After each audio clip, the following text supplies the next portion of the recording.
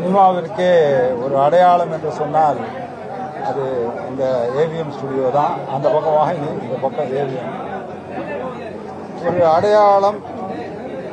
எல்லாரும் இந்த வாசலில் வந்து நின்று இதுக்குள்ளே போகிறதுக்கு எவ்வளோ கஷ்டப்பட்டாங்க. அதுக்கப்புறம் அது செட்டியார் அவருடைய கேள்விப்பட்டோம் அவருடைய காலத்திலேருந்து என்ன மாதிரி இவங்க பண்ணாங்க அப்படின்னு. என்னுடைய அனுபவத்தோடு எங்கள் அப்பா வந்து இந்த வீரத்திருமகன்ற படத்தில் அவர் வந்து ஆரம்பித்தார் ஏவிஎம் ஸ்டுடியோக்குள்ளே.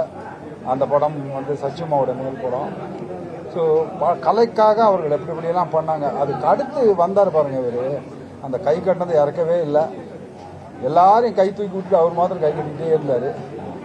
ஸோ ஒரு பெரிய ஸ்தாபனம், ஒரு ஒரு உலகளவில் பேசக்கூடிய ஒரு ஸ்தாபனமாக உருவாக்கப்பட்ட பெரிய பெரிய படங்கள், எத்தனை நட்சத்திரங்களை உருவாக்கி, கலைஞர் கதை வசனங்கள், சிவாஜி சார், இப்படி அத்தனை பேரை உருவாக்கிய ஒரு பெரிய நிறுவனம் இன்று எங்களுக்குள் ஒரு பெரிய மலை சாய்ந்திருக்கிறது, மனவேதனை இருக்கிறது.